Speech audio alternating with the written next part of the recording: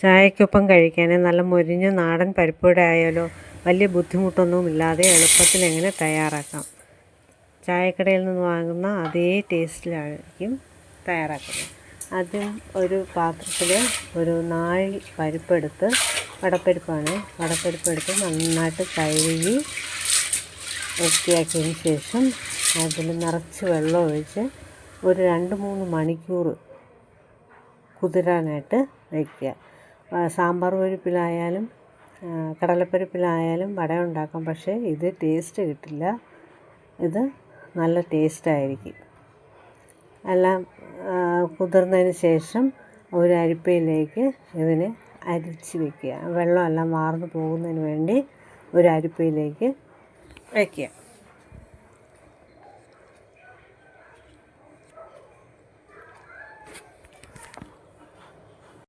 വെള്ളമെല്ലാം നന്നായിട്ട് പോയതിന് ശേഷം ഒരു മിക്സിയുടെ ജാറെടുത്ത് അതിലേക്ക് കുറച്ച് വടപ്പരിപ്പ് ഇതിലേക്ക് ഇട്ട് കൊടുക്കുക. വെള്ളമൊന്നും ഒഴിക്കാതെ വേണം അരച്ചെടുക്കാൻ. അത് നന്നായിട്ട് അരയേണ്ട കാര്യമില്ല. കുറച്ച് വടപ്പരിപ്പ് ഇങ്ങനെ കിടക്കണം, ആ രീതിയിൽ വേണം അരച്ചെടുക്കുക. അരച്ചെടുത്തതിന് ഒരു പാത്രത്തിലേക്ക് മാറ്റുക. 2 സ്റ്റെപ്പായിട്ടാണ് ഞാനിവിടെ അരച്ചെടുക്കുന്നത്.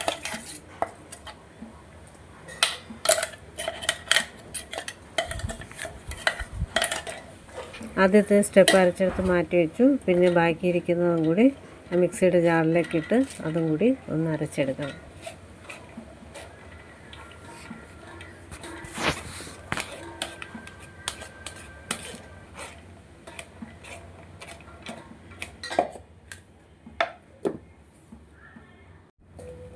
അതും അരച്ചെടുത്തതിന് ശേഷം ഇതിലേക്ക് ഇട്ട് കൊടുക്കുക. പെട്ടെന്ന് ചെയ്തെടുക്കാമെന്നുള്ളതേ ഉള്ളൂ. ഒരു ബുദ്ധിമുട്ടും ഇല്ല വടപ്പരിപ്പ് ഉണ്ടാക്കാനായിട്ട്. എല്ലാം കൂടി ആ പാത്രത്തിലേക്ക് ഇടുക. അതിനുശേഷം ഒരു 8 വെളുത്തുള്ളി എടുത്ത് അതൊന്ന് ചതച്ച് വയ്ക്കുക. പിന്നെ 2-3 ചെറിയുള്ളി, വലിയ സൈസാണ് ചെറിയുള്ളി, അതും കൂടി എടുത്ത് ചെറുതായിട്ട് അരിഞ്ഞ് ഇതിലേക്ക് ഇടുക. ചെറിയുള്ളി അരിഞ്ഞതിട്ട് കൊടുത്തിട്ടുണ്ട്. അതിനുശേഷം വെളുത്തുള്ളി ചതച്ച് വച്ചിരിക്കുന്ന അതും ഇതിലേക്ക് ഇട്ട് കൊടുക്കുക.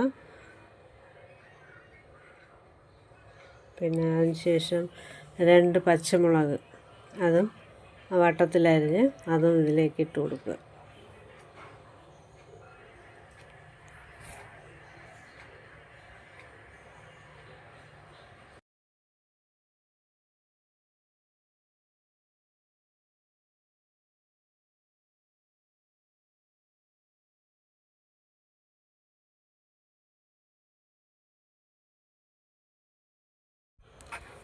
അതിനുശേഷം കറിവേപ്പില അതും എടുത്ത് ചെറുതായിട്ട് അരിഞ്ഞ് അതും ഇതിലേക്ക് ഇട്ട് കൊടുക്കുക.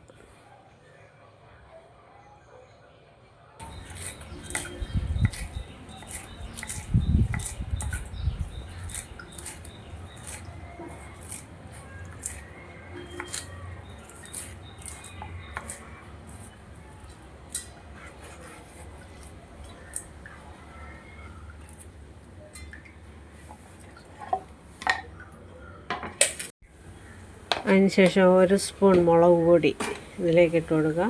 1/2 സ്പൂൺ കായപ്പൊടി അതും ഇതിലേക്ക് ഇട്ട് കൊടുക്കുക.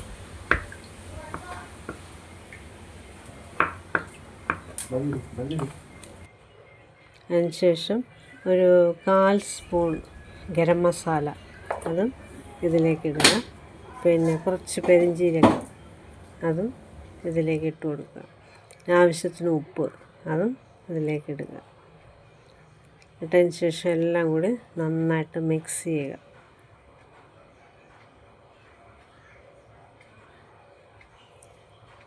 പെരിഞ്ജീരകവും മസാലയൊക്കെ ചേർത്തേക്കാനും നല്ല ഒരു മണവും കൂടെ കിട്ടും ഇതുണ്ടാക്കുമ്പോൾ. പിന്നെ കുറച്ച് കുരുമുളക് പൊടിയും കൂടി ഇതിലേക്ക് ചേർക്കുന്നുണ്ട് ഞാൻ.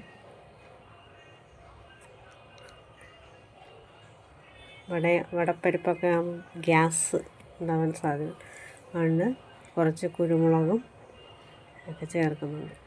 എല്ലാം റെഡിയാക്കിയതിന് ശേഷം ഒരു ഇരുമ്പ് ചീനച്ചട്ടി എടുത്ത് അടുപ്പിൽ വെച്ച് അത് ചൂടായതിന് ശേഷം അതിലേക്ക് വെളിച്ചെണ്ണ ഒഴിച്ച് കൊടുക്കുക. വെളിച്ചെണ്ണയൊക്കെ ഒഴിച്ച് നന്നായി ചൂടാതിന് ശേഷം ഇതിലേക്ക് തട്ടത്തിലേക്ക് ഞാൻ ആദ്യമേ ഇത് റെഡിയാക്കി വെച്ചിട്ടുണ്ടായിരുന്നു. കുറച്ച് ഉരുള എടുത്ത് കൈ കൊണ്ടിങ്ങനെ അമർത്തി ഇങ്ങനെ ഓരോന്നായിട്ട് ഉണ്ടാക്കി വെച്ച് അതാകുമ്പോൾ എളുപ്പമുണ്ട് എണ്ണയിലേക്ക് ഇട്ട് കൊടുക്കാൻ. തിളച്ച എണ്ണയിലേക്ക് ഓരോന്നോരോന്നായിട്ടെടുത്ത് ഇട്ട് കൊടുക്കുക.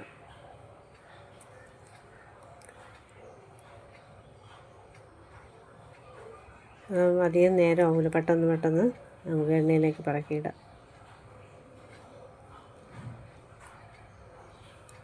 കുറച്ച് നേരം വേണം ഇത് വെന്ത് കിട്ടാനായിട്ട്, എന്നാലും നല്ല ക്രിസ്പി ആയിട്ടുള്ള വടപ്പരിപ്പ് കിട്ടും. അതിനുശേഷം തിരിച്ചും മറിച്ചുമൊക്കെ ഇട്ട് അതിനെ നന്നായിട്ട് മുരിച്ചെടുക്കുക. വടപ്പരിപ്പ് ആഹമൊക്കെ നല്ല വേവണം, അതുകൊണ്ട് കുറച്ച് നേരം എണ്ണയിൽ കിടക്കണം, എന്നാലേ വെന്ത് കിട്ടുള്ളൂ.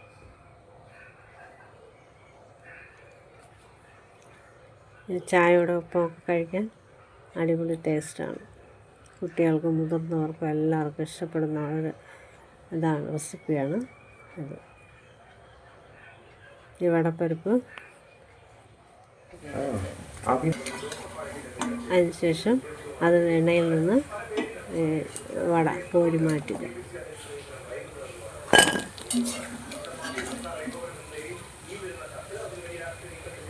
അതിനുശേഷം ബാക്കിയുള്ളതും ഇതുപോലെ ചെയ്യുക.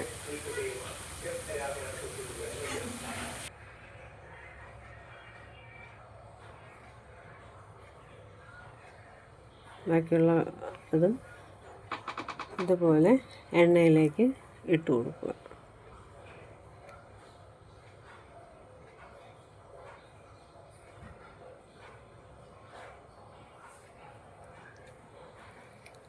ഒരു സൈഡ് വെന്തതിന് ശേഷം അതിനെ മറിച്ചിട്ട് കൊടുക്കുക. മറിച്ചിട്ട് രണ്ട് സൈഡും മറിച്ചിട്ട് നല്ല മുരിച്ചെടുക്കുക.